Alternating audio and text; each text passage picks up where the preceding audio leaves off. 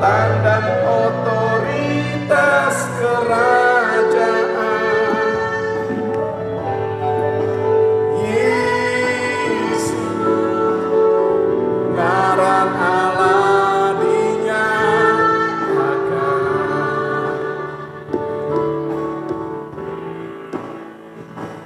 Kerajaan yang tiada akhirnya, kemuliaan yang tiada batasnya, keagungan dan kuasa dari Sang Raja Kerajaan datang. Pemerintah kerajaan, kuasa kerajaan, kekuatan dan otoritas kerajaan. Yesus, ngaran Allah dinyatakan.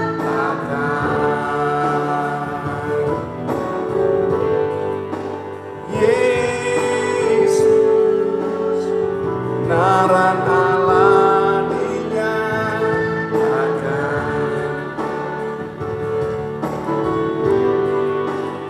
Yesus, ngaran Allah dinyatakan. Kiriala bala bala bala bala bayana masandara namaseka. Kami mengenal-Mu, Yesus Tuhan. Kami mengalami kerajaan-Mu. Oh, ya dalam dalam masuk. Kiri alam sandara la la la la la la. Kira la la masekara batakaya la la masera la la masuk. Menyembah-Mu Tuhan, memuja-Mu, meninggikan nama-Mu, mengagumi-Mu, Yesus Tuhan. Engkau-lah yang disembah, Engkau-lah yang ditinggikan, tiada yang seperti-Mu. Kasih-Mu sempurna, anugerah-Mu besar, kebaikan-Mu untuk selamanya. Kasih dan setia-Mu melingkupiku. Kasih dan setia-Mu itulah perisai bagiku, dan pagar tembok yang melindungiku. Ku aman bersama-Mu, Yesus. Oh, dialah maseka, kirialah malabasan dan alamas sekara patakaya rala masekara manatakaya rala masek. Oh, rala masekara patakaya rala masek. Kiralah masan dan alamas. Kau baik, Kau baik Tuhan. Kasih setia-Mu,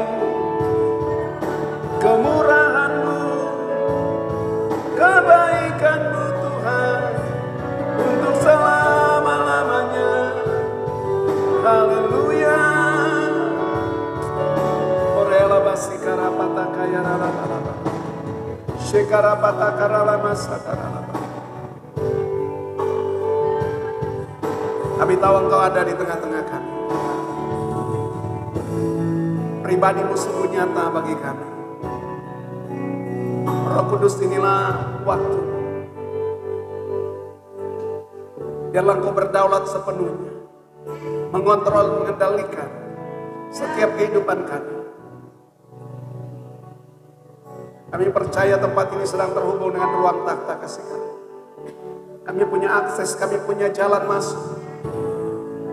Melalui darah Kristus, melalui korban Kristus. Tidak ada lagi penghalang, tidak ada lagi hambatan. Jalan ke tempat itu sudah terbuka bagi kita. Akan ada penyingkapan rahasia yang tidak kami pahami, yang tidak kami mengerti. Akan ada pewahyuan-pewahyuan dari Tuhan akan datang mengalir dalam hidup. Karena labasika. Hikmat dan pengertian Kau curahkan bagi kami. Roh-Mu di dalam kami. Itu lebih dari apapun yang kami perlu. Akan memampukan kami untuk terus diposisikan bersama-sama dengan Kau. Oralabasika rapatakaya. Kami percaya inilah waktu strategis Tuhan dengan kami. Karena itu kami tidak mau menyia-nyiakan anugerah ini, kesempatan ini. Tuhan berikan kepada kami petunjuk, arahan, tuntunan, dan nasihat. Apa yang sudah ditetapkan di surga bagi kami. Apa yang ingin Bapa nyatakan bagi kami. Terus tanam lebih dalam, tanam lebih dalam, tanam lebih dalam. Sampai itu terbangun satu dasar keyakinan yang kami. Sampai itu benar-benar kami menjiwainya, menghidupinya. Dan itu akan menjadi gaya hidup kami. Terima kasih. Kami bersyukur dalam nama Tuhan Yesus. Haleluya. Amin.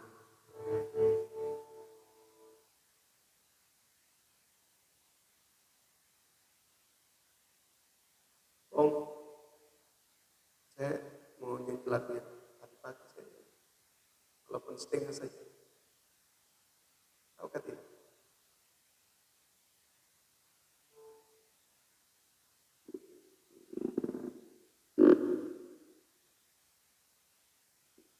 Rest my soul on Jesus. When the mountain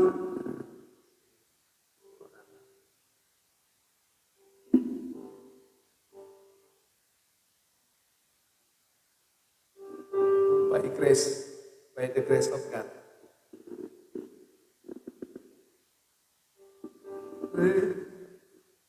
My soul on Jesus, when the mountains say,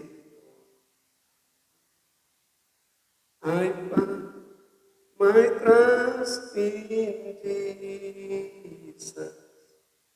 The moment I awake, when my soul is lost at sea, He will be my rock, my victory in Christ alone. The grace is all to God. His love is like the mighty ocean. His love for me will never stop. Oh, His arms strong enough to carry me through it all by the grace of God. Sudah, nanti saja sebentar baru kita latihan. Dia punya pitch-nya. You are the passion of my life, oh Jesus. You are the song within my soul, my strength, my hope, my all in all is you, Jesus. You are the passion of my life, Lord Jesus. You are the song within my soul, my strength, my hope, my all in all is you, Jesus.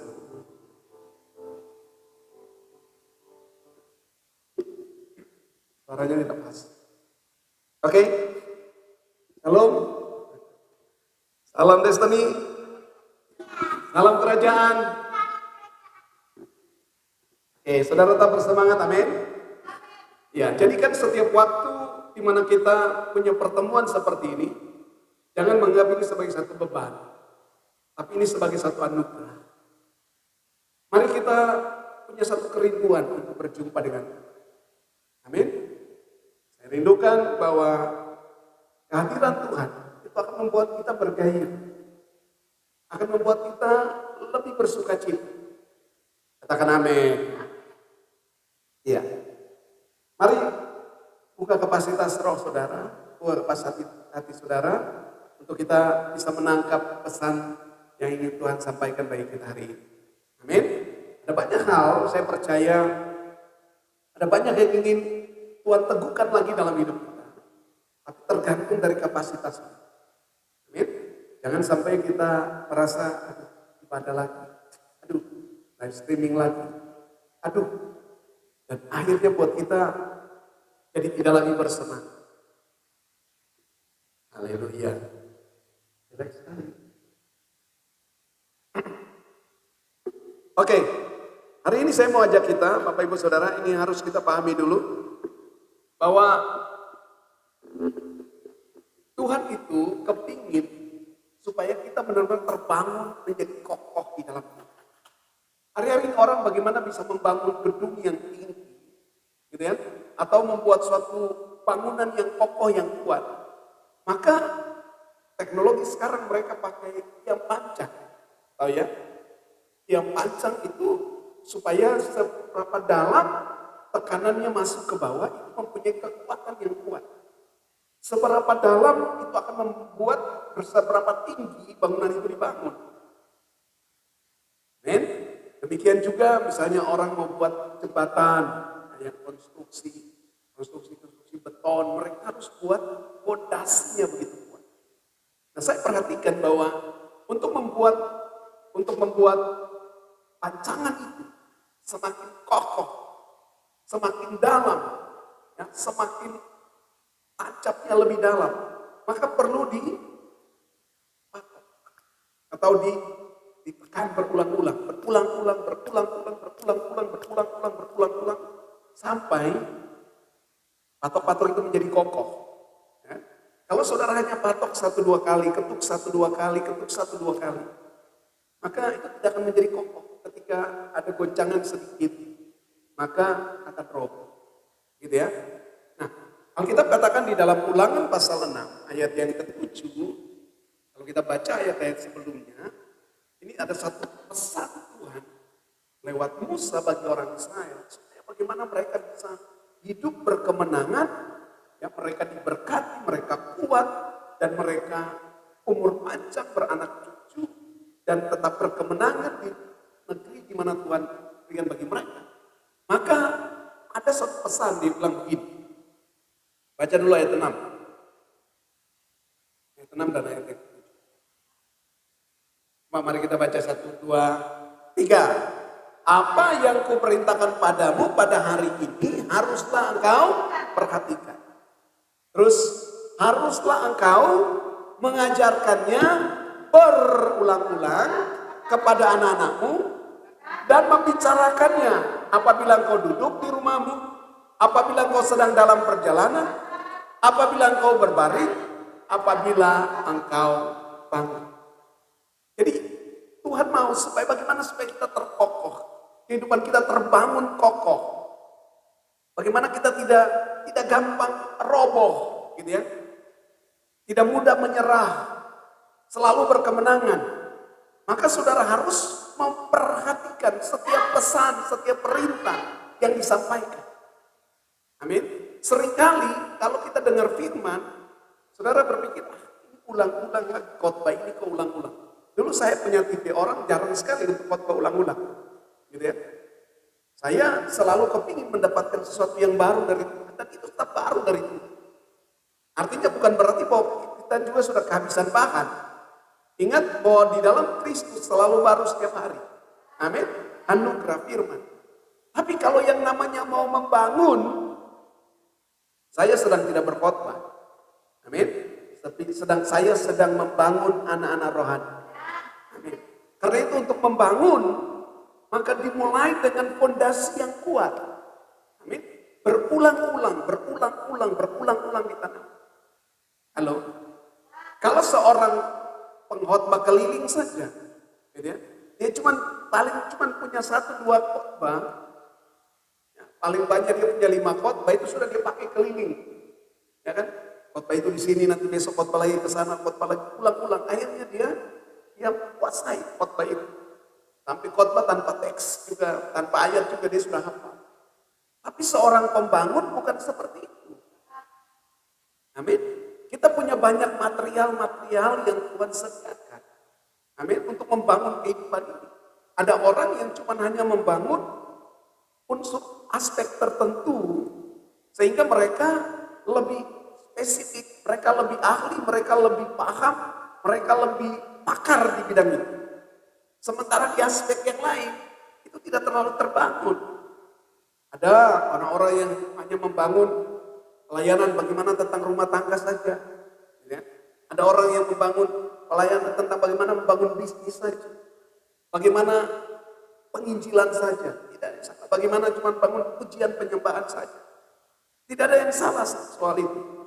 Tetapi yang namanya kerajaan Allah itu komprehensif. Amin. Kerajaan Allah itu lengkap, utuh, tidak setengah-setengah. Karena itu juga ketika kami sampaikan kebenaran, ketika kami dipanggil untuk membangun saudara. Saya bukan pengkhotbah, makanya saya sudah 3 tahun, 4 tahun ini saya tidak pernah pergi berkhotbah tidak pernah termimbar. Saya tidak mau pelayanan yang pada akhirnya kita tidak membangun. Kalau yang namanya seorang pembangun, dia harus stay sampai betul-betul bangunan itu terbangun, harus selesai. Saudara bukan tukang yang keliling, pekerjaan di sini belum selesai, pergi lagi di sana, akhirnya tidak fokus. Ya kan? Ya. Tapi dengar baik, hikmat itu Tuhan beri kepada pembangun. Amin. Tuhan selalu memberikan hikmat kepada orang-orang yang mau membangun.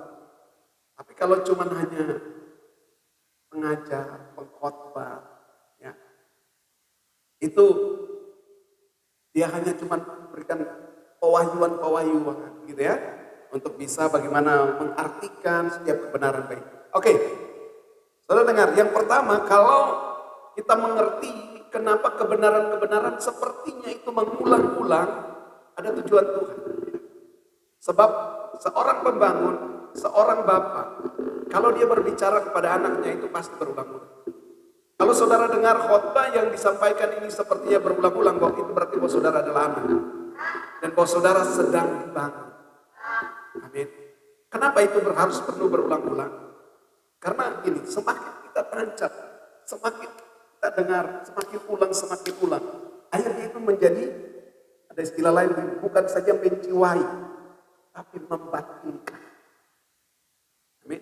Waktu kita dengar itu ulang-ulang, akhirnya ketika itu sudah menjadi membatin, sudah menjadi batin dalam kita. Akhirnya bisa menjadi suatu passion, suatu gaya hidup. Amin. Lifestyle. Sehingga kita akan terbangun suatu kesadaran kalau itu terus ulang. Misalnya saya bicara tentang realita dari ciptaan baru. Oke, banyak orang cuma hanya memahami di dalam Kristus kita adalah ciptaan baru. Yang lama sudah berlalu, tapi yang baru sudah datang. Dan mereka cuma hanya tahu itu saja. Tapi tidak membangun itu sebagai satu dasar keyakinan. Atau tidak membangun itu sebagai satu kesadaran yang mutlak yang harus dimiliki. Amin. Kalau seorang membangun kesadaran bahwa dia adalah ciptaan baru, maka sesungguhnya dia adalah spesies makhluk, spesies manusia lain dari manusia pada umum. Atau dari manusia sebelum. Yang namanya ciptaan baru itu artinya satu kreasi, satu ciptaan atau satu spesies manusia baru. Kita berbeda, walaupun mungkin kelihatan kulit sama, muka belum berubah. Tapi secara spiritual, saudara adalah yang baru yang dapat. Nah kalau kita bangun kesadaran ini, maka saudara tahu identitas sebagai ciptaan baru itu apa. Amin. Saudara tahu orang yang ciptaan baru itu yang lama berlalu, hukum-hukum dosa dan maut tidak lagi berkuasa atas saudara. Amin. Kebiasaan-kebiasaan buruk tidak mungkin mengikuti saudara. Amin. Kenapa? Karena tidak terbangun kebiasaan baru, makanya saudara cuma bisa beli. Ya, tidak ada manusia yang sempurna. Jatuh bangun itu biasa. Padahal kalau saudara mengerti, ciptaan baru artinya kita menerima DNA yang baru, benih ilahi. Dan Alkitab bilang, barang siapa memiliki benih ilahi itu, dia lahir dari Allah, maka dia tidak berbuat dosa lagi. Amin. Sebab apa? Benih ilahi ada dalam diri. Nah kesadaran ini yang tidak terbangun.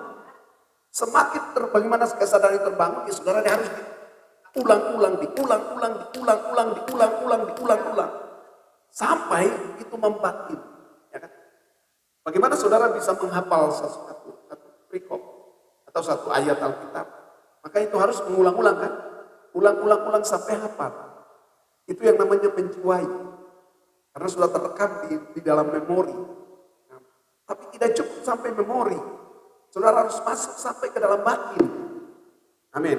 Jadi ada level yang lebih tinggi. Kalau saudara hafal matematika, rumus-rumus fisika, itu hanya cuma sampai di jiwa.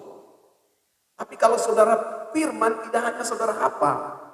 Tapi kalau saudara bisa membatinkan itu, artinya sampai aplikasinya di dalam batin kita. Maka itu akan buat saudara menjadi kaya hidup. Amin. Lifestyle. Oke. Nah, penting sekali kalau saudara tahu bahwa saudara dengar sepertinya firman ini berulang-ulang. Tapi setiap kali kami mendengar sesuatu yang sepertinya mengulang, ada hal-hal yang baru juga di sini. Amin. Dan kebenaran yang sama. Sebab Tuhan itu tidak pernah terbatas. Mungkin topiknya sama. Tapi waktu saya dengar hari ini, ada penambahan lagi. Sehingga saya punya catatan. Gitu ya. Kenapa? Waktu saya punya catatan, saya tidak bisa khotbahkan buat saudara. Ketika awal-awal. Kenapa? Karena nanti ketika saya dengar lagi, saya renungkan lagi, maka akan banyak. Terus bertambah. Sampai menjadi seperti satu pohon dengan ranting-rantingnya. Nah itu akan mempermudah kita untuk lebih memahami. Oke, dikatakan bahwa diceritakan itu berulang-ulang. Kalau itu berulang-ulang, maka itu saudara adalah posisimu sebagai anak dan saudara sedang dibangun. Amin. Jadi jangan bosan. Amin. Kita bilang jangan kau bosan. Apa bilang kau ditegur. Apa bilang kau diajar. Oke. Yang kedua dikatakan di situ, berbicara di rumah, di dalam perjalanan, waktu berbaring, waktu bangun. Ya, biasa yang tinggal di rumah itu, ya kan? Dalam perjalanan pergi kebun sama-sama, ya kan? Jalan keliling kota sama-sama pakai motor, pakai mobil, ya kan? Ya, harus diceritakan. Waktu berbaring, tempat tidur, itu juga harus diceritakan berulang-ulang. Sudah dengar? Waktu Yesus bangkit, gitu ya? Waktu Yesus bangkit dari antara orang mati. Banyak hal yang sudah diajarkan. Tapi inti dari pemberitaan Yesus, yaitu tentang hadirnya realita kerajaan Allah. Maka Yesus harus berulang-ulang. Betul ya? Kisah Para Rasul 1 ayat 3. Coba lihat ayat itu. Kepada mereka ia menunjukkan dirinya setelah penderitaannya selesai. Dan dengan banyak tanda membuktikan bahwa ia hidup. Sebab selama 40 hari ia berulang-ulang menampakkan diri dan berbicara kepada mereka tentang kerajaan Allah. Jadi kalau kerajaan Allah tidak bisa bicara satu kali. Amin. Yesus saja berulang-ulang. Halo, katakan amin. Iya. Ya kalau saudara mendengar tentang kerajaan Allah yang tidak utuh, maka orang berpikir kerajaan Allah banyak persepsi ya, banyak persepsi. Ada tergantung dari siapa yang menafsirkan. Gitu ya? Ada orang yang menganggap kerajaan Allah itu sebagai suatu Membuktikan, menunjukkan kerajaan Allah itu dengan selalu memperhatikan orang-orang miskin. Ya kan? Menghadirkan, menjawab kebutuhan orang, itu menghadirkan realita kerajaan Allah di sana. Tidak ada yang salah soal itu. Tapi kalau bicara tentang kerajaan Allah, bicara tentang sesuatu yang komprehensif. Ya, kita harus kenal siapa raja. Kita harus mengenal, kalau bisa mengenal siapa penggawa-penggawanya. Amin. Mengenal sistem pemerintahan yang ada di sana. Mengenal tentang tata nilainya, operasional prosedurnya, sistem operasional prosedur. Amin. Standar operasional prosedur. Sistem operasi yang ada di sana. Tata nilai yang ada dalam kerajaan itu. Amin. Sama suatu bangsa dia punya budaya, dia punya tata nilai, dia punya sistem pemerintahan, dia punya adat istiadat dan segala macam ada di situ. Amin. Kalau kita mengenal kerajaan Allah, maka kita juga harus mengerti dan memahami ini lebih dalam. Amin. Karena itu saudara dengar, untuk membangun kerajaan, maka harus ditanam berulang. Oke. Nah, saya mau arahkan saudara malam hari ini, mari kita belajar tentang, ya, ingat kemarin pesan Tuhan buat kita bahwa apa? Tuhan mau kita terus bangun hubungan yang intim dengan Tuhan. Nah, kita tetap bertemu. Kalau hari Rabu kemarin kita dibahas tentang apa? Halo, ada yang masih ingat? Firman bukan lupa. Oke. Ingat gitu. Yesus kepingin membangun rumah Allah tempat dia berdiam. Mari kita belajar bahwa bait Allah pada zaman Yesus tidak berfungsi lagi sebagai tempat operasional Allah di bumi. Tapi sudah beralih fungsi. Kenapa? Karena ada banyak tatanan yang dibuat. Lebih mempermudah, akhirnya tempatnya bukan lagi menjadi tempat operasional Allah, tapi menjadi tempat berjual beli. Makanya Yesus datang dan obrak-abrik tempat itu. Intinya begini, Tuhan mau supaya benar-benar berfungsi sebagai bait Allah di muka bumi ini. Oke. Dan paling puncak adalah dia mau kita menjadi gereja, atau Tuhan membangun kita menjadi bait Allah itu. Karena kemarin kita bahas, dia bilang apa? Rombak bait Allah ini dan aku membangunnya lagi dalam 3 hari. Orang Yahudi bilang 46 tahun kami membangun, kamu cuma yang bangun dalam 3 hari. Artinya begini, waktu di dalam Kristus, waktu kita ketemu dia, ingin dia membangun hidup kita. Sebenarnya ketika saudara terbuka, saudara betul mau dibersihkan, sebenarnya tidak butuh waktu yang lama. Amin. Bisa mengalami percepatan. Dan satu tujuan Tuhan adalah dia mau kita menjadi gereja yang terbangun, di mana dia dapat mempercayakan dirinya kepada kita. Itu puncak.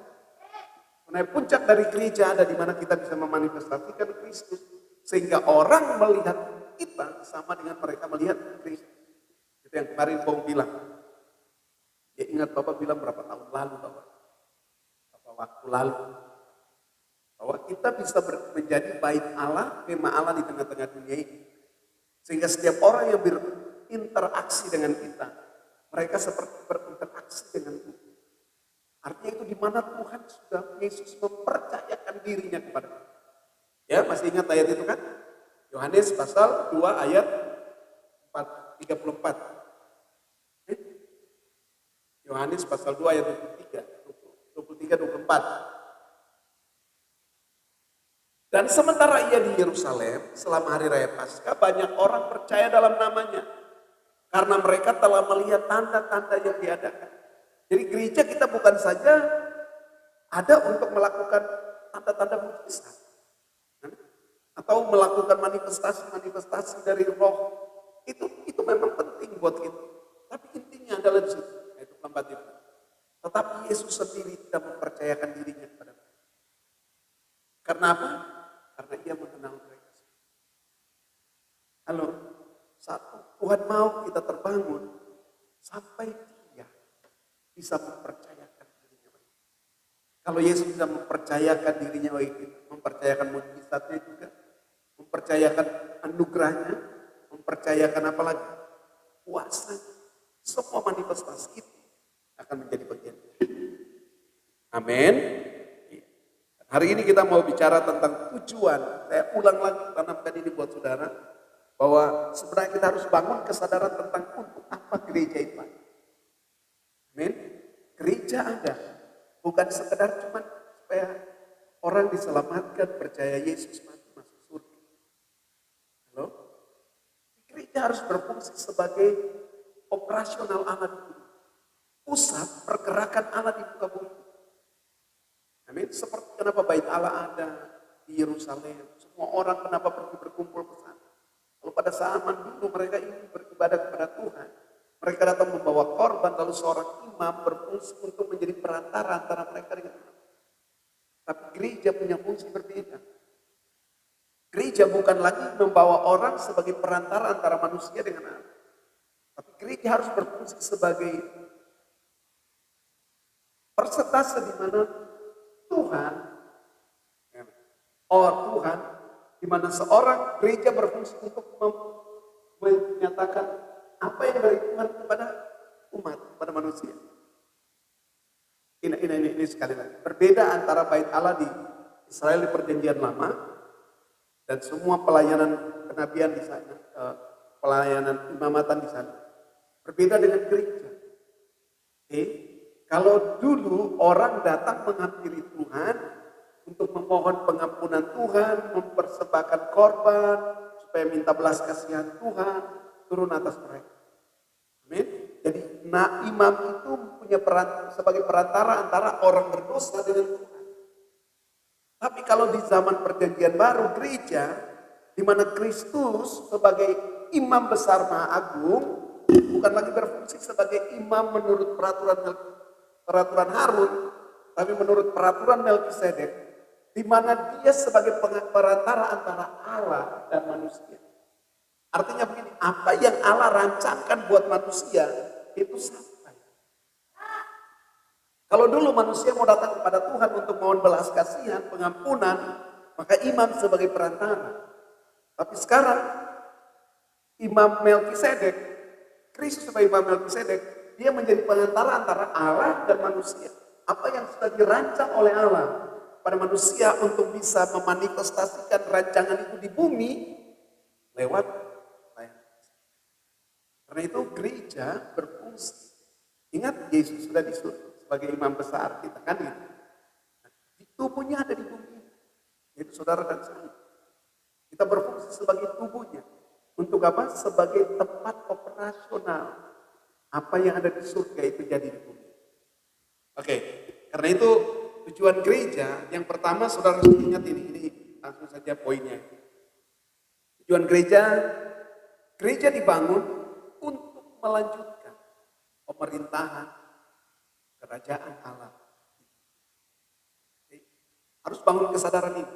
Ulang-ulang harus bangun kesadaran. Tugas saudara dan saya adalah untuk melanjutkan pemerintahan Allah yang di bumi.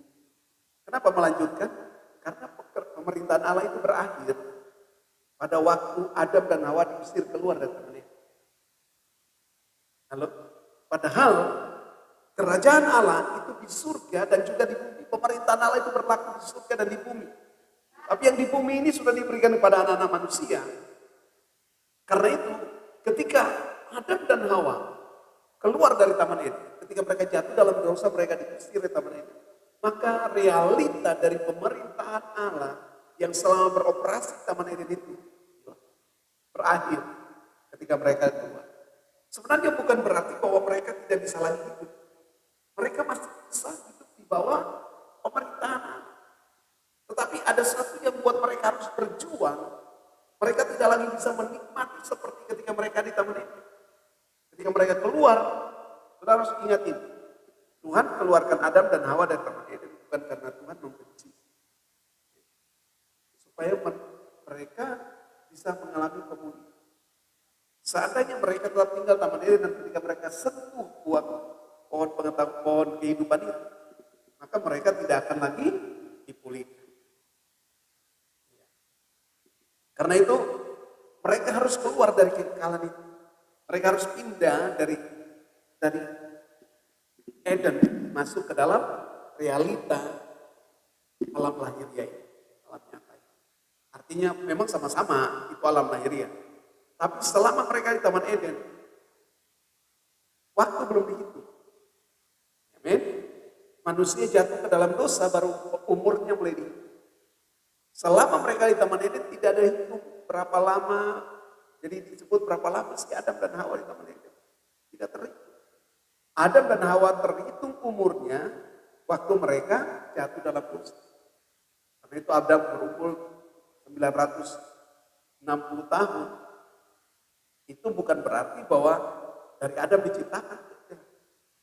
Itu waktu dari Adam jatuh dalam dosa. Oke. Ketika Adam keluar dari, maka mereka untuk mengalami realita pemerintahan Allah, kerajaan Allah itu, mereka harus bertumbuh. Kenapa? Karena ada satu yang namanya keinginan manusia mereka itu sudah diinspirasi, sudah diprakarsai oleh dosa, oleh sifat dasar dosa. Makanya ketika Kain dan Abel sama-sama mempersembahkan korban, ya kan? Kain mempersembahkan sesuai dengan pola yang dia bangun. Tapi Abel, tapi Kain mulai mencoba-coba. Karena coba-coba persembahannya tidak terima, ya kan? Kain marah. Tapi sebelum Kain melakukan sesuatu yang baik, Tuhan sudah ingatkan Kain. Ya kan? Tuhan bilang, ingat dosa mengikuti dia begitu menggoda. Amin. Sebenarnya Kain masih bisa berjalan dalam sistem pemerintahan Allah. Tetapi karena ada kekuatan lain, ya, yaitu sifat dasar dosa, sudah menguasai, membuat keinginannya tidak bisa menghalangi bisikan dari dosa yang begitu menggoda itu. Akibatnya, harusnya keturunan Set yang menjalankan sistem pemerintahan atau melanjutkan pemerintahan kerajaan Allah di bumi. Ya, makanya karena mereka bawa benih ini, ternyata bahwa telah terjadi mixing, pencampuran antara manusia disebut dengan anak-anak Allah, makhluk-makhluk itu menginspirasi manusia sehingga manusia sudah menjadi kacau balau. Selesailah generasi. Artinya bahwa pemerintahan Allah itu tidak bisa lagi beroperasi sepenuhnya atas kehidupan manusia. Akibatnya ada satu langkah, satu tindakan supaya kedaulatan tangan Tuhan itu bekerja. Makanya Tuhan izinkan semua muslim, hanya Nuh dan keluarga. Ya? Nah, setelah Nuh dan keluarga diselamatkan, muncul lagi satu pola kehidupan yang tidak sesuai dengan sistem pemerintahan Allah itu, yaitu melalui kehidupan Ham. Masih ingat ya? Sem, Ham dan Yafet. Ternyata kehidupan Ham ini, ya kalau lihat di situ bahwa dia bikin apa? Kemarin saya pernah singgung bahwa kalau cuman hanya melihat aurat ayahnya, masa seperti itu langsung dikutuk? Ya. Pasti ada tindakan yang lebih sadis, ya, yang bertentangan dengan kebenaran. Ya. Kalau sampai level itu, makanya Habib. Nah, dari Habib itulah terbangun suatu sistem yang bertentangan dengan sistem pemerintahan kerajaan. Yaitu apa? Sistem Babel. Ingat, itu dari Ham, keturunan Ham. Tapi Tuhan tidak selesai. Terjadi kacau lain di sini. Kacau akhirnya bangun menara Babel, Kejadian pasal 1. Dari situ Tuhan mulai atur strategi. Tuhan ambil inisiatif. Tuhan mulai memilih Abraham. Tuhan memanggil Abraham dengan satu tujuan supaya lewat kehidupan Abraham dan keturunan operasional pemerintahan kerajaan Allah bisa nyata. Dan lewat bangsa ini mempengaruhi semua bangsa-bangsa yang ada di muka bumi. Karena itu janji Tuhan buat Abraham. Lalu engkau dan keturunan seluruh bangsa di muka bumi mendapat. Setelah itu bicara tentang sistem operasional atau melanjutkan pemerintahan kerajaan Allah di bumi. Ya, tapi realitanya rusak. Gitu ya, muncul satu kehidupan yang baru. Nah, keturunan Abraham, mulai dari Abraham terbentuklah suatu bangsa Israel. Ya, Israel melanjutkan tahapan-tahapan. Tetapi ketidaksetiaan mereka. Tuhan mulai munculkan Daud. Wah, sudah bagus gitu ya. Tapi kemudian setelah dari Daud keturunannya juga kacau. Nah, yang terjadi adalah Israel menolak. Akhirnya mereka dibuang lagi ke. Tapi saudara lihat, sekalipun mereka ada di Babel, tapi mereka tetap misalnya seperti Daniel dan yang lain-lain tetap bisa melakukan pemerintahan kerajaan Allah itu masih beroperasi dalam hidup mereka. Sekalipun mereka ditekan di bawah pemerintahan. Amin. Sistem Babel masih menguasai. Tetapi mereka tetap bisa menjalankan. Oke. Ini bentuk dari hal-hal yang Tuhan itu tidak hapus semua. Sekalipun mereka dalam pembuangan. Nah, nanti kalau baca di baca di Esra, Nehemia gitu ya. Ketika orang Israel itu dikembalikan pulang. Nanti di Nehemia pasal 13 itu bagaimana dia tentukan. Dan mereka mulai sejak Nehemia, mereka mulai taruh aturan-aturan yang lebih ketat lagi. Jadi ini pengetahuan saja buat saudara ya. Bahwa hukum Taurat, ketika orang Israel itu melanggar hukum Taurat, mereka dibuang. Yang tidak taat, bahkan pada peraturan. Kemudian orang-orang itu sudah mulai mencampur adukan kan. Jadi hukum Taurat yang tadinya cuma 10 hukum itu, lalu kemudian mereka ada satu yang namanya, jadi hukum Taurat itu tertingginya hukum Taurat, lalu di tradisi Yahudi. Kemudian yang kedua di bawah itu ada namanya Mishap.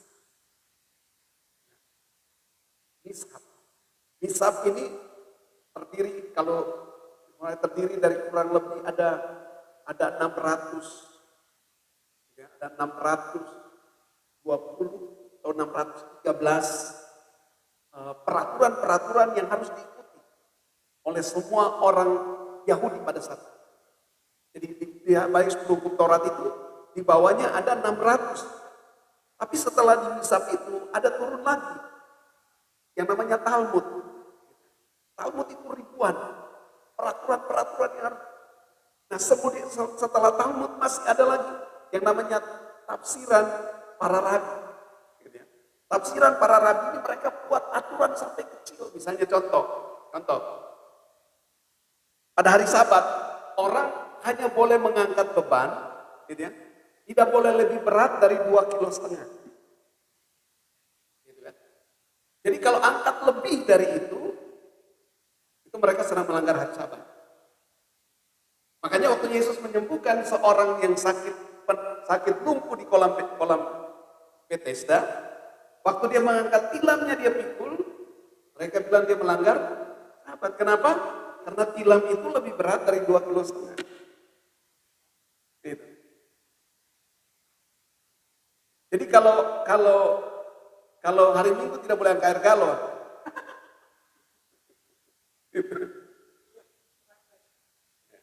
Nah, itu aturan-aturan dan itu ketat sampai mereka. Karena apa? Karena mereka takut. Kalau mereka tidak mengikuti aturan itu, mereka akan dibuang lagi. Makanya waktu Yesus menantang mereka bilang, ini nanti bangsa lain akan datang dan menghancurkan bait Allah ini dan akan menghancurkan hukum bangsa ini. Gitu ya. Kenapa? Karena mereka melihat bahwa orang melanggar hukum Sabat. Padahal sebenarnya Yesus itu sendiri kan. Nah, ini peraturan-peraturan yang dibuat. Karena itu Israel tidak bisa menerima Kristus sebagai Tuhan. Dan puncaknya adalah waktu mereka menolak. Tapi dengar baik, Tuhan itu tidak pernah gagal. Amin. Dan tidak ada apa? Tidak ada rencana kedua. Apa istilah Bung? Plan B, second plan. Ya. Tuhan rancangannya tidak pernah gagal. Karena dia sudah tahu segala sesuatu dari awal. Ya kan? Nah, karena itu muncullah satu yang namanya gereja. Apa Yesus mendeklarasikan gereja? Gereja untuk melanjutkan pemerintahan. Karena Israel gagal.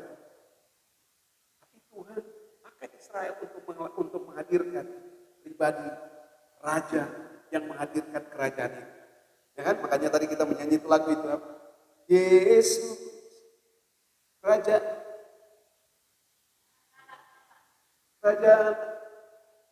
kebenaran Allah dinyatakan.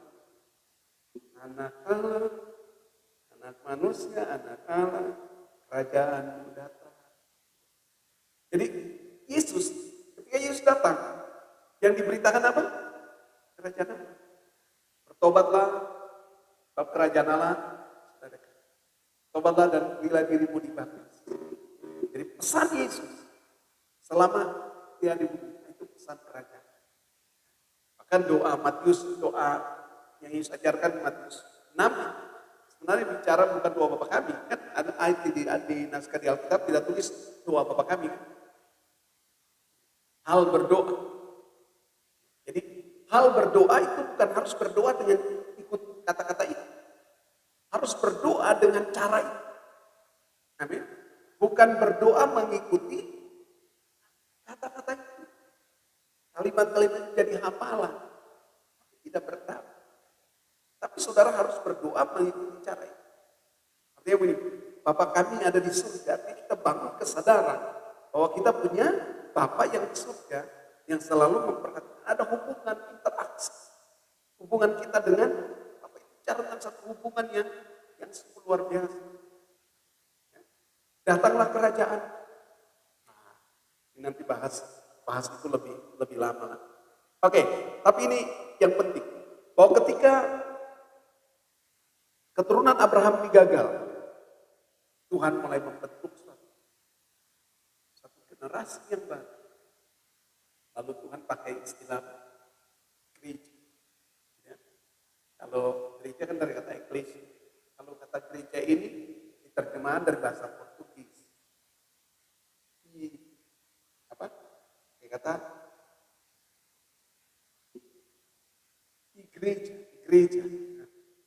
igreja. Oke. Baru kemudian sudah dimasukkan dan akhirnya kita sekarang pakai maat, gereja, umat. Oke. Ini yang penting. Kita disebut sebagai bangsa yang kudus, imamat yang rajani, bangsa yang kudus, umat yang menyana. Jadi waktu saudara Kristus memanggil kita untuk membangun kita menjadi satu bangsa yang kudus, untuk bisa menghadirkan realita kerajaan Allah. Jadi tujuan gereja didirikan yang pertama adalah untuk melanjutkan pemerintahan kerajaan Allah. Oke ya? Jadi pemerintahan kerajaan Allah itu berupa apa? Saudara paham. Yang pertama berupa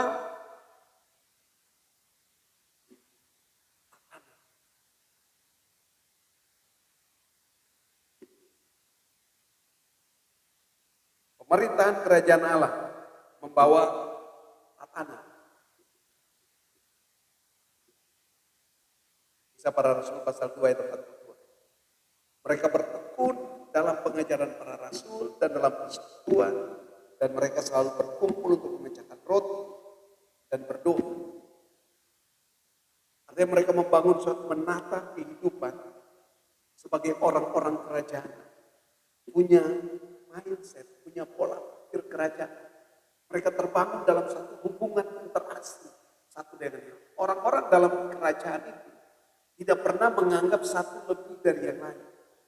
Amin. Karena itu pola kehidupan yang dibangun di sana, tatanan yang dibangun di sana. Tidak ada yang berkekurangan. Ya, bahkan Barnabas jual tanahnya, lalu kemudian serahkan uangnya kepada taruh di kaki rasul-rasul. Sekarang kalau taruh uang di kaki, lalu foto, upload, itu bilang ini sombong. Ya, tapi pada zaman rasul-rasul uang itu di kaki, bukan uang di kantong, bukan uang di rantas. Ya, intinya ceritanya apa? Ada suatu tatanan, pola kehidupan yang dibangun. Mereka membangun suatu pola kehidupan bersama dengan apa? Memecahkan roti bersama. Ini bukan saja firman, tapi juga ini roti yang nyata. Jadi tidak ada orang yang lapar di sana. Ya. Gereja harus punya pola yang sama. Ya. Yang kedua, pemerintahan Allah itu membangun satu yang namanya struktur secara akurat. Struktur ini berbicara tentang hormat, rasa hormat di rumah. Ingat, struktur yang terbangun adalah Tuhan itu selalu memilih, mengangkat, mengambil orang yang tepat. Dia membentuk orang dan menjadikan. Kemudian dia mengambil. Ya, dia mengambil. Lalu dibentuk. Kita masih ingat di track ini, hampir ayat ini yang terus sering dibicarakan. Nah, saudara-saudara saya diangkat. Ya. Saya kemarin, ingat ini saja. Kemarin yang Kak Anto sempat bilang bahwa yang disebut dengan penyembah yang benar, itu menyembah Bapa dalam roh dan kebenaran. Doa orang benar jika dengan yakin didoakan sangat besar. Jadi doa dan penyembahan untuk bisa jadi benar, maka saudara harus dibenarkan oleh firman. Jadi karena itu firman lebih penting dari semuanya.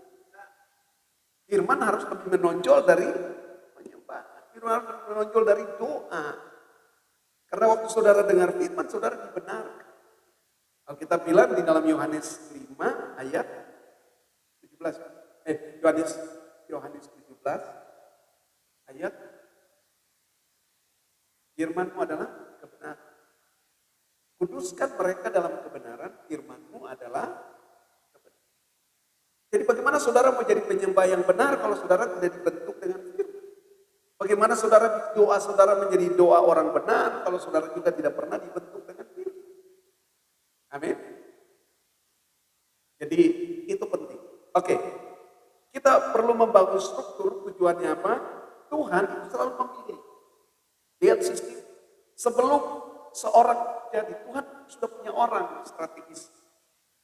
Samuel Tuhan pilih, Musa Tuhan pilih, Abraham Tuhan pilih.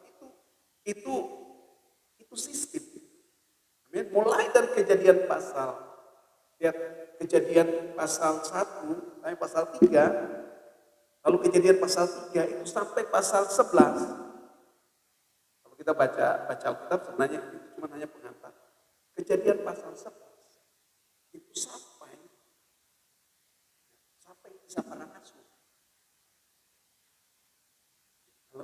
Jadi kejadian pasal 11 itu bicara tentang sejarah perjalanan. Kejadian pasal 12 mulai Abraham dan keturunannya, mulai semua itu Tuhan tidak urusan dengan yang lain.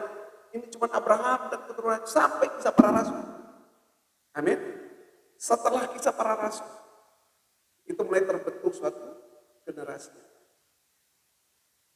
Satu generasi yang baru di mana Tuhan mulai bekerja di dalam. Dan nanti puncaknya itu adalah di Wahyu di mana keturunan Abraham dan bangsa yang dipilih khusus itu terbangun menjadi satu. Oh, itu sesuatu yang lebih dahsyat. Oke, tapi kita tidak bahas ini lebih inti. Cuman yang namanya sistem atau pemerintahan Allah itu adalah membangun struktur. Tuhan selalu memilih orang strategis. Nah, karena itu memang hari-hari ini orang lebih cari ketokohan, figur. Tapi ketika mereka ketemu figur itu tersandung, mereka mulai gugur lagi. Tapi lihat, Tuhan selalu menempatkan orang. Kisah para rasul, bahkan di rasul-rasul yang lain, Tuhan memilih Paulus untuk menjadi pola di suatu kota, untuk memenangkan banyak orang. Karena itu dibentuk, itu yang namanya, punya satu yang namanya rasa hormat. Oke ya?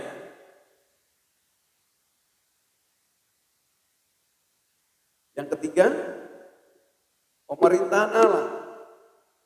Itu mulai, kalau sistem pemerintahan Allah maka selalu ada cleansing, ada pembersihan, membersihkan umat. Jadi kalau saudara masuk ke dalam realita kerajaan Allah, saudara tidak bisa membawa pola yang lama. Saudara harus disesuaikan dengan tata nilai yang ada di sana. Karena itu semuanya harus disingkirkan, harus dibersihkan. Saudara masih ingat Matius pasal 13 tentang seorang orang yang menabur, menebarkan jalannya.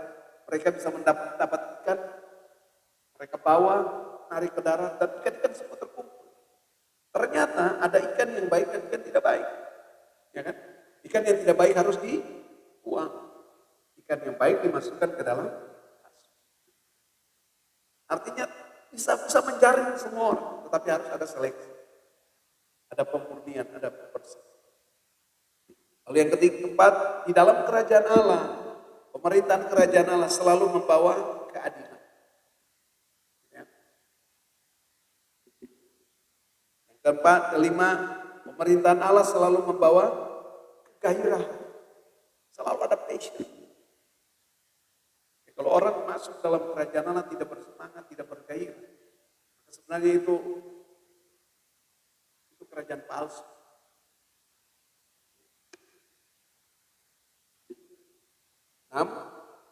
Pemerintahan Allah selalu menempatkan orang pada posisi sesuai anugerahnya. Jadi di dalam kerajaan Allah tidak ada sokok-sokok, tidak tahu bikin apa-apa, tapi tetap duduk jadi pejabat, tapi tidak tahu kerja apa-apa. Oh, di kerajaan Allah tidak ada seperti itu. Ya. Di kerajaan Allah tidak ada orang dalam. Ya kan? Apalagi tim sukses tidak ada di kerajaan Allah. Ya kan? Jadi sesuai dengan talenta dengan. Kalau kau cuma hanya punya satu talenta ya cukup kemampu satu talenta ya kasih satu talenta. Kalau yang bisa dua ya dapat dua, tapi yang lima ya dapat lima. Jangan satu mau paksa dapat lima. Akhirnya yang 4 permabuk, tinggal 1 dapat 3. Akhirnya mati sia-sia. Dalam kerajaan Allah selalu menuntut ada kegairahan. Pemerintahan Allah selalu menempatkan posisi yang tepat. Lalu yang ke-7, pemerintahan Allah akan menyingkirkan hal-hal yang kemenuhan dan akan ada terus peningkatan. Kita bilang cari dulu kerajaan Allah dan kebenarannya maka semuanya ditambah. Jadi di kerajaan Allah tidak ada kata kurang. Amin. Di kerajaan Allah tidak ada kekurangan. Yang kekurangan itu pasti tersingkir. Dalam kerajaan Allah itu kebutuhan kita pasti terpenuhi.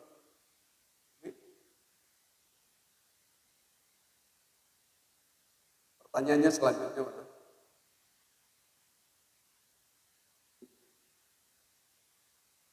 Kerajaan Allah itu beroperasi melalui apa? Yang tadi kita belajar, yang pertama ada tatanan.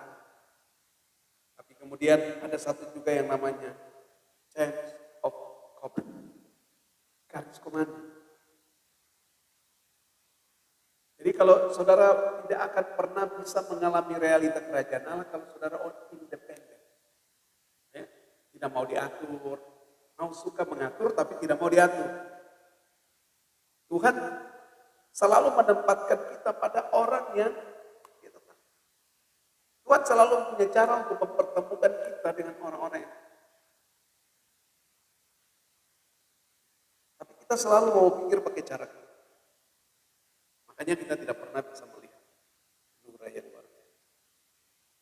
Pertanyaan selanjutnya, dengan apakah pemerintahan kerajaan Allah dapat dilepaskan? Nah, pemerintahan Allah bisa beroperasi atau dilepaskan di bumi melalui apa? Tidak ada yang lain. Firman, perintah, ketetapan itu akan dilepaskan. Melalui apa? Dan hanya orang-orang yang bisa menangkapnya dan bisa mengoperasikannya jika mereka punya hikmat, punya pengertian dan punya pewahyuan. Hikmat, pengertian dan pewahyuan melalui penyikapan. Jadi bukan firman yang sekadar ayat Alkitab yang dibacakan. Tapi saudara akan mempunyai penyikapan pewahyuan. Itu yang Paulus bilang, ada rahasia Kristus yang dikatakan. Pertanyaan berikut, siapakah yang mengoperasikan pemerintahan kerajaan Allah di bumi? Saudara dan saya yang terbangun dalam gereja sebagai orang strategis. Amin. Tuhan mau memposisikan kita sebagai orang strategis. Kita udah belajar banyak hal tentang orang strategis. Saya sudah punya catatan untuk itu, saudara juga sudah punya catatan banyak. Dan tidak ada cara lain untuk saudara bisa mengoperasikan semua sistem pemerintahan Allah. Maka saudara harus terhubung dengan rumah Allah. Amin. Terhubung dengan rumah Allah. Dan di rumah Allah itu pasti ada orang strategis yang sudah lebih dulu Tuhan tetapkan. Amin. Ingat, Tuhan mengambil setiap orang ke satu kota. 2 orang dari setiap keluarga dibawa ke Sion. Sion ini rumah Allah. Sion kota Allah yang di Yerusalem surgawi. Ada beribu-ribu malaikat. Suatu kumpulan yang meriah. Jangan pikir Sion yang ada di Israel sana. Sion ini adalah suatu dimensi rohani. Kalau Ibrani pasal 12 bilang ada Gunung Sinai. Itu zaman perjanjian lama. Dan ada Gunung Sion. Tuhan kepingin untuk membawa kita semua ke Sion. Dan untuk apa kita di Sion? Kita akan dibentuk, kita dijadikan supaya kita punya posisi rohani semakin hari semakin naik. Saudara, kita akan beroperasi. Tuhan ingin supaya setiap kita ada di bawah kendali, di bawah setiap sistem operasional kerajaan Allah. Karena itu kita harus terhubung dengan rumah Allah dan orangnya. Oke. Tata nilai yang terbangun di sana yang kita punya adalah kita harus bisa hidup di dalam ketaatan. Explicit obedience. Itu sudah harus menjadi gaya hidup. Ketaatan yang mutlak. Ketaatan kepada siapa? Ketaatan kepada pemimpin, ketaatan kepada orang tua rohani, ketaatan kepada setiap kebenaran firman yang disampaikan, dan nilai-nilai yang taat melakukan. Nah, jangan seperti Saul. Makanya Tuhan bilang buat Saul. 1 Samuel pasal 5, 15, ayat 22-23. Coba baca ayat ini. Samuel 15. Ini nilai kerajaan Allah. Kenapa Saul tersingkir dari kerajaan? Karena dia tidak. Berkata Samuel pada Saul, aku telah diutus oleh Tuhan untuk mengurapi engkau menjadi raja atas Israel. Umat, oleh sebab itu dengarkanlah firman Tuhan. Oh salah. Ayat 22-23. Tetapi jawab Samuel, apakah Tuhan berkenan kepada korban bakaran dan korban sembelihan sama seperti kepada mendengarkan suara Tuhan? Sesungguhnya mendengar lebih baik daripada korban sembelihan dan memperhatikan lebih baik daripada lemak domba-domba jantan. Sebab pendurhakaan adalah sama seperti dosa berteduh dan kedegilan adalah sama seperti penyembahan berhala. Dan terang, karena engkau telah menolak firman Tuhan, Dia telah menolak engkau. Jadi ketaatan itu hal yang paling mutlak dalam kerajaan. Jangan sampai kita Dan ini harus menjadi lifestyle, menjadi belief system dalam kehidupan. Oke. Yang kedua, tadi gereja yang pertama gereja dibangun untuk melanjutkan sistem pemerintahan Allah di bumi. Yang kedua, ini dua saja. Gereja dibangun untuk menyatakan Kristus sebagai fondasi dan sebagai batu penjuru. Nah ini kita sebenarnya intinya baca di dalam dari Efesus. Kalau baca di Efesus, mulai dari Efesus pasal 1, 2, sampai Efesus pasal 6, itu bicara tentang semua tujuan tugas gereja dan bagaimana peran gereja yang ditetapkan. Jadi kalau baca Efesus pasal 1, mulai dari 16, 17, itu bicara tentang gereja yang berfungsi sebagai pemerintahan dengan menerima kuasa dari surga. Nanti pasal 2, pasal 3, nah dia bicara tentang itu. Kita lihat ya Efesus pasal 2.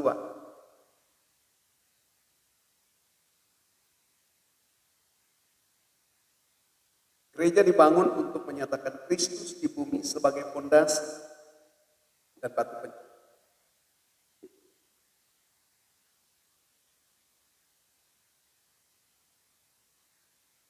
Efesus pasal 2 ayat 11.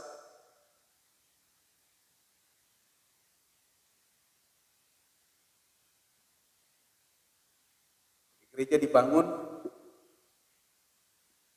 Karena itu ingatlah bahwa dahulu kamu sebagai orang-orang bukan Yahudi menurut daging yang disebut orang-orang tidak bersunat oleh mereka yang menamakan dirinya sunat, yaitu sunat lahiriah yang dikerjakan oleh tangan manusia. Bahwa waktu itu kamu tanpa Kristus tidak termasuk kewarganegaraan Israel dan tidak mendapat bagian dalam ketentuan-ketentuan yang dijanjikan, tanpa pengharapan dan tanpa Allah di dalam dunia. Tapi sekarang dalam Kristus Yesus kamu yang dahulu jauh sudah menjadi dekat oleh darah Kristus. Karena dialah damai sejahtera kita yang telah mempersatukan kedua pihak, yang telah merobohkan tembok pemisah yaitu persatuan. Sebab dengan matinya sebagai manusia ia telah membatalkan hukum Taurat dengan segala perintah dan ketentuan untuk menciptakan keduanya menjadi satu manusia baru dalam dirinya. Dengan itu mengadakan damai sejahtera. Saya lanjutkan langsung saja ayat 19. Demikian kamu bukan lagi orang asing dan pendatang, melainkan kawan sewarga dari orang-orang kudus dan anggota-anggota keluarga yang dibangun di atas dasar para rasul dan para nabi. Dan Yesus Kristus sebagai batu penjuru. Di dalam dia tumbuh seluruh bangunan rapi tersusun menjadi bait Allah yang kudus. Di dalam Tuhan. Di dalam dia kamu juga turut dibangun menjadi tempat kediaman di dalam roh.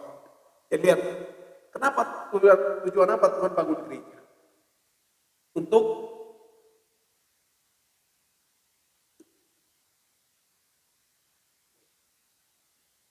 meletakkan Kristus sebagai fondasi dan sebagai batu penjuru. Batu penjuru itu sebagai batu standar. Jadi ukuran standar Kristus. Amin. Kita tidak bisa membangun kehidupan kita standarnya lain. Jadi kalau Kristus sebagai batu penjuru, ukurannya harus pas dari situ. Ya, tidak boleh meleset kemana-mana, keluar kemana-mana, tidak boleh. Standarnya cuma Kristus. Hari-hari ini kan banyak orang bangun Kristus dengan filsafat. Kemarin saya dalam pelayanan ketemu satu hamba Tuhan. Wah, sudah mulai terlibat pelayanan. Baguslah saya. Cuman nanti dikaitkan dengan hipnoterapi. Loh, kalau pakai itu kan psikolog, gitu kan? itu psikologi. Memang yang namanya hipnoterapi, orang bilang hipno itu langsung orang berpikir ini pasti dukun-dukun gitu. Nah, ini secara ilmiah, gitu ya.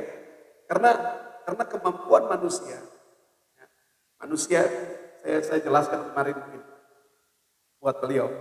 Kita manusia ini kan terdiri dari roh, jiwa, dan tubuh. Gitu ya. Jadi tubuh kita itu mudah dikendalikan, dikontrol oleh jiwa dan roh. Kalau jiwa kita, roh kita mati, maka jiwa yang lebih dominan. Dalam jiwa kita ada yang namanya pikiran, perasaan, dan kehendak atau kemauan. Kalau pikiran kita ini sudah dikontrol oleh roh, maka sebenarnya kita bisa mudah mengatur segala sesuatu. Nah, karena itu di dalam, saya jelaskan lagi bahwa di dalam pikiran kita ada 3 unsur atau 3 dimensi yang sangat kuat mempengaruhi. Ya, memang saya sempat baca bahwa ada yang namanya memori. Saudara dengar, memori itu mempunyai kemampuan itu lebih dominan. Memori, imajinasi, dan fantasi. Memori ini biasanya sampai 60% mengendalikan manusia. Kenapa? Karena dia merekam semua proses perjalanan kita. Seumur dari kita hidup sampai seberapa usia kita, itu yang merekam semua proses perjalanan kita. Jadi seringkali tanpa sadar, semua memori yang rekam itu ada di alam bawah sadar kita. Dan biasanya yang lebih menonjol, yang suka lama terekam dan tersimpan, itu adalah pengalaman-pengalaman berbekas. Oh ya, pengalaman berbekas, pengalaman-pengalaman buruk yang punya kesan kuat, itu suka mengendap di dalam. Misalnya seorang dipukul oleh temannya, dia lebih ingat yang dia dipukul daripada dia ingat dia temannya memberi dia uang. Paham ya? Jadi satu kali pukul, misalnya itu dia tidak akan pernah lupa. Tapi kalau dia kasih uang 10 kali, dia bisa lupa. Paham ya? Itu filsafat, itu manusia, itu jiwa. Jadi yang kita rekam itu adalah hal-hal yang negatif atau hal-hal yang buruk, hal-hal yang berbekas itu tersimpan lebih lama. Bahkan hasil survei biasanya 60%. Sedangkan imajinasi itu dimensi yang membawa kita ke masa depan. Itu hanya cuma 30%. Sedangkan satu lagi yang namanya fantasi. Itu adalah hayalan-hayalan kita yang dipacu, dirangsang oleh hawa nafsu dan berbagai keinginan, itu biasanya hanya cuma 10%. Tapi itu mengerikan. Ya. Nah, orang lebih banyak aktifkan memorinya daripada aktifkan imajinasi. Oke? Karena itu orang akhirnya yang dikembangkan itu adalah apa? Yang tadi saya bilang hipnoterapi itu. Jadi kalau mereka sudah layani semua selesai, tapi kalau mau bikin pelepasan, dibikin hipno dulu. Sudah tahu kuya kan? Itu sebenarnya bukan dia punya kekuatan hipnotis. Jadi dia punya hanya cuma mengubah imajinasi kita atau cara pandang. Yang tadi misalnya orang trauma, takut ular, gitu ya. Dia mulai setting pikirannya, tidak lagi lihat ular itu seperti apa? Seperti gue apa? Yang tadi beng-beng. Ini dipengaruhi sampai lihat ular itu, dia sudah tidak takut ular lagi. Karena dia lihat ular itu beng-beng. Tapi ada orang lihat beng-beng, dia diubah, dia lihat beng-beng jadi ular, kan begitu. Makanya dia lihat beng-beng, dia lari. Itu apa? Itu sudah dipengaruhi alam bawah sadar. Jadi itu bukan hipnotis. Itu bukan kekuatan gaya. Itu secara ilmiah mempengaruhi alam bawah sadar. Dan saya heran, masih ada pelayanan modern. Saya tahu enggak? Kalau yang namanya Roh Kudus mau kerjakan, batin bekerja, enggak ada pikir, bersihkan semua. Tenggelamkan memori, bangun kebiasaan baru. Bagaimana supaya kita punya memori? Jangan kita hidup dengan bangun kebiasaan baru. Ya kan? Pola hidup yang baru, misalnya kayak new normal sekarang. Hidup pakai masker, biasa, sudah mulai terbiasakan. Akhirnya itu menjadi satu kebiasaan baru, supaya kita terhindar. Demikian juga. Saudara tidak akan pernah bisa luput dari kebiasaan dosamu, karena itu sudah menjadi habit. Makanya saudara harus bangun kebiasaan baru. Yang tadinya pikirannya cuma Victor, Victor, pikiran kotor. Saudara tidak akan bisa lepas dari pikiran kotor kalau saudara tidak membangun kebiasaan baru dalam pikiran. Setting pikiranmu kepada perkara-perkara yang dia. Itu satu hal yang bagus. Nah karena itu Tuhan tadi tujuan kita dibangun. Yesus itu menjadi standar. Yesus menjadi batu penjuru. Yesus selain fondasi untuk kita letakkan hidup kita. Dia juga sebagai standar untuk kita bangun. Jangan pakai yang lain. Kalau sudah Yesus, Yesus sajalah. Jangan pakai filsafat, jangan pakai psikolog lagi. Kita belajar untuk bangun kebiasaan. Itu salah satu. Akhirnya nanti lama-lama orang mengandalkan psikologis lebih daripada mengandalkan Tuhan. Karena ada banyak orang belajar dan mereka punya sertifikat. Saya kemarin kasih satu anak rohani kasih buku itu. Bagaimana bisa mempengaruhi orang, karena itu biasa diseles-seles bagaimana mereka bisa bagaimana mereka bisa mempengaruhi orang, bisa beli punya produk. Ya, asal ngomong cerita dia bisa pengaruhi alam bawah sadar, langsung mereka beli. Itu sistem yang sekarang sedang terbangun. Kalau saudara tidak kuat di dalam Kristus dan tidak jadikan Kristus standar, maka itu kita akan babak belur. Ya, ingat bahwa kita dibangun. Ayat yang tadi ke 19-20 itu. Kamu bukan lagi orang asing atau pendatang, melainkan karuan sewarga dari orang-orang. Nah, tujuan kalau Kristus sudah menjadi fondasi dan dia menjadi batu penjuru, maka saudara harus menjadi batu-batu yang hidup. Ya? Tujuannya adalah kita bagi gereja untuk menjadi batu-batu yang hidup untuk satu pembangunan rumah rohani. 1 Petrus 2 ayat 5. Dan biarlah kamu dipergunakan sebagai batu yang hidup untuk pembangunan suatu rumah rohani bagi suatu imamat kudus untuk mempersembahkan persembahan rohani yang karena Kristus berkenan kepada Allah. Jadi untuk apa saudara dan saya terbangun di gereja dibangun? Supaya kita juga dibentuk menjadi batu-batu yang hidup. Kenapa diulang-ulang? Lihat orang kalau pahat batu itu tidak mungkin. Kalau sekarang ya sudah ada mesin canggih kan, buat granit dari tambang, mereka tinggal kasih mati langsung dipotong, kemudian digosok jadi seperti itu. Tapi kalau dulu mereka mau bangun, kalau pada zaman Alkitab ini ditulis, ini mereka membangun bait Allah, tempat-tempat ibadah itu pakai batu susun kayak di piramid di Mesir. Batu-batunya bukan batu kecil, batu besar. Kami masuk di terowongan di bawah tanah, di bawah bait Allah yang di Yerusalem. Itu ada batu yang panjangnya 7 meter, batu panjang 7 meter, tingginya 2 meter. Kita tahu mereka angkat dengan itu sebagai fondasi untuk meletakkan batu-batu itu. Dan dikerjakan, dipotong dengan ukuran standar yang tepat. Ya kalau saudara dan saya mau bangun kehidupan rohani, standar kita iman Kristus. Kalau tidak standar Kristus, saudara akan Kristus. Masih ada yang menonjol akan dipotong terus. Kenapa ulang-ulang? Karena masih ada yang menonjol, tidak rata. Sehingga batu-batu itu ketika diletakkan satu dengan yang lain tepat, simetris, tidak menonjol, tidak satu lebih. Nah, karena itu dipahami. Kita akan dibentuk menjadi batu-batu yang hidup. Kalau saudara tidak pas, sudah dipotong, sudah dibentuk setengah mati, sudah sakit. Tapi karena saudara tidak pas, diletakkan di batu yang lain, saudara dibuang, diganti dengan batu yang lain. Makanya jangan pakai standar lain. Oh mungkin kelihatan saudara rohani sekali. Tapi kalau nanti saudara tidak sesuai dengan standar Kristus, saudara akan dibuang.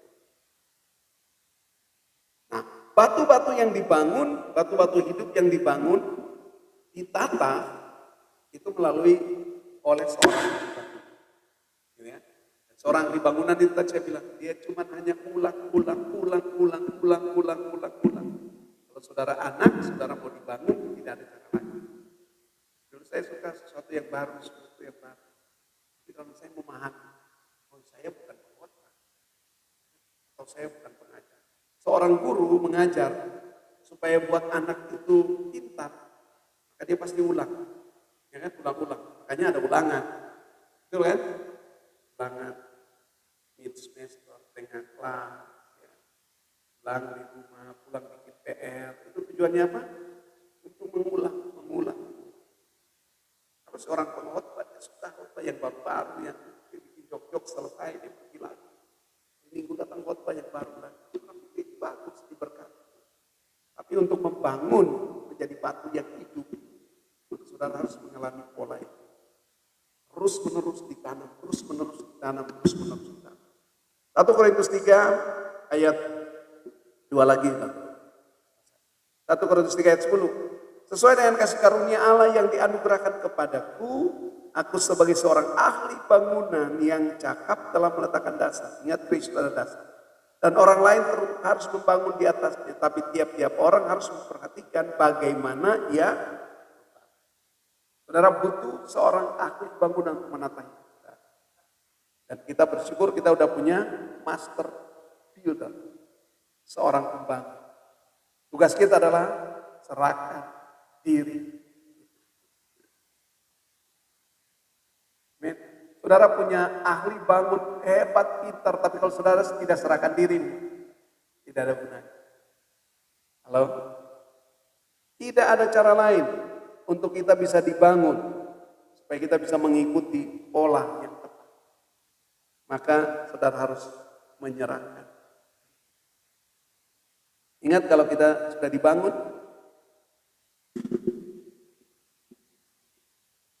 kalau kita menyerahkan diri sebagai orang yang siap membangun kita, maka saudara nanti akan menjadi, kalau saudara sudah terbangun, kalau di Mazmur 127 ayat 5 dia bilang, kita akan menjadi anak panah. Jadi kita tadinya, kita ini adalah sebagai orang-orang yang waktu kita memberi ini oleh tangan seorang pahlawan akan mengubah kita menjadi anak panah, hero.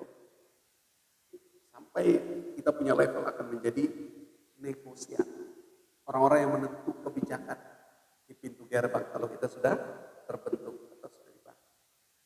Oke, seorang dibangun sesuai dengan fondasi Kristus dan Kristus sebagai fondasi dan Kristus sebagai penjuru. Maka kita harus menemukan pola yang tepat, blueprint. Ini ulang-ulang harus bilang bahwa blueprint, pola yang dibangun di rumah Tuhan itu bukan sebagai satu kompetitor. Kita berjuang, kita berlomba supaya ini kalau teman ini, anak hamba Tuhan ini, saudara-saudara ini punya gereja model ini, saya juga harus bikin. Tidak ada di situ. Kalau kita mau membangun di rumah Tuhan, maka semuanya akan tertata. Tapi dengar baik, satu-satunya yang menjadi kompetitor di rumah Tuhan itu adalah Babel. Jadi kalau saudara masih memikir, saya harus bersaing dengan gereja ini, dulu kita begitu. Ya kan? Saya punya jemaat, saya juga harus punya jemaat, saya harus begitu. Kita sedang mengikuti sistem Babel, bukan sistem kerajaan. Amin. Karena itu Tuhan mau supaya mari kita jadikan Kristus sebagai fondasi dan Kristus sebagai batu penjuru. Di situ kita akan terbangun melalui satu pola pattern yang sudah blueprint yang sudah ditetapkan oleh Tuhan. Ingat, tidak boleh ada kompetitor dalam rumah. Amin.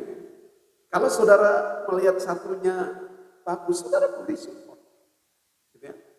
Kita suka saling menutup, saling memperlengkapi, saling menambah, bukan saling bersaing, lalu saling merebut anak rohani, tidak. Saling merebut jiwa. Itu sudah kita tinggalkan 7 tahun lalu. Ya. Saya percaya kalau kalau Tuhan mempertemukan silakan.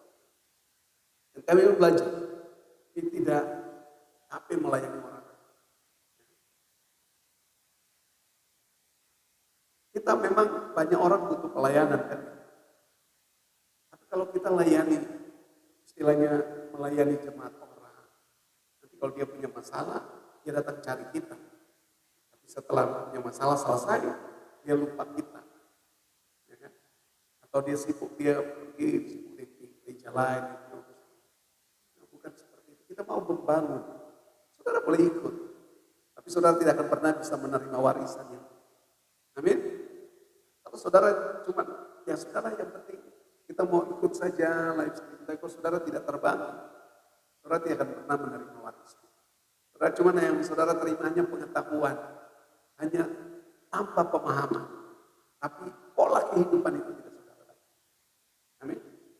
Karena itu hari-hari ini apa yang sedang lakukan tidak lagi seperti harus berlomba-lomba mencari. Kami cuma tahu ada orang-orang yang Tuhan pasti pertemukan dengan orang-orang yang. Dan kami juga tidak mau untuk membuang energi. Ada lagu yang bilang jaga orang lain jodoh. Begitu tuh. Tahu gitu kan? Kau mengaku kau jomblo. Begitu tuh.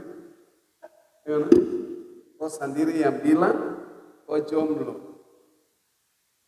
Gitu tuh.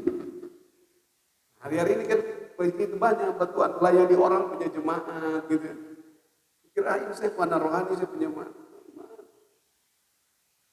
Iya tahu. Itu kita sudah dulu. Saya tidak mau capek-capek model kayak gitu. Saya mau bangun anak rohani. Saya juga tidak akan menikahkan orang yang bukan anak rohani.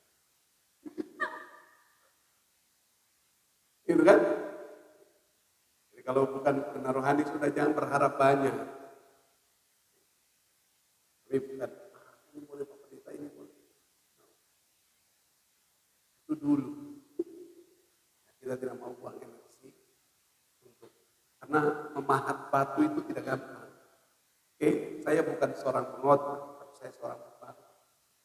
Itu yang sedang Tuhan. Bapak, aku berdoa di dalam nama Yesus bagi anak-anakmu yang siap untuk dibangun. Mereka adalah batu-batu yang hidup, yang siap dibangun untuk menjadi rumah rohani.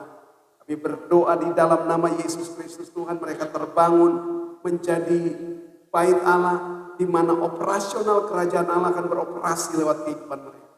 Aku deklarasikan di dalam nama Yesus, tidak ada lagi kompetitor di rumah Allah. Tidak ada lagi persaingan. Tapi mereka masing-masing mau berlomba untuk mengejar realita Tuhan. Sampai hidup mereka terbangun menjadi anak-anak di rumah Allah. Berdoa di dalam nama Yesus, biarlah pola hidup yang ilahi, yang menjadikan Kristus sebagai dasar, dan Kristus sebagai standar untuk kami bangun kehidupan kami. Biarlah itu terus terbentuk melalui kehidupan segmen orang tua rohani, orang strategis yang telah Tuhan taruh untuk membentuk setiap kami. Berdoa bagi anak-anak rohani di mana mereka ada.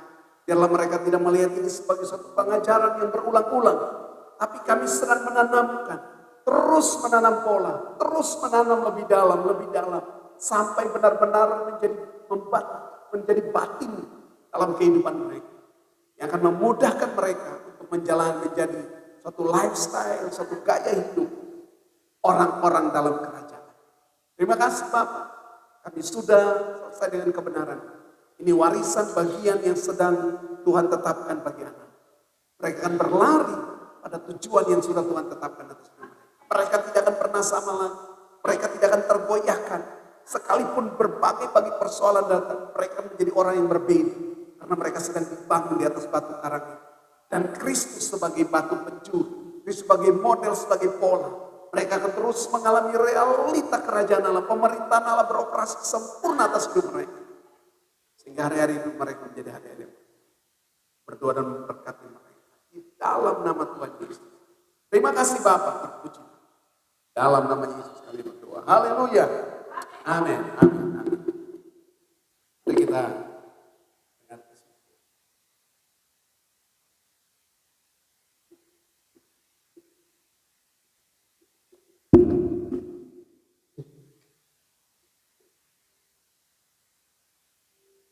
baik, salam kerajaan.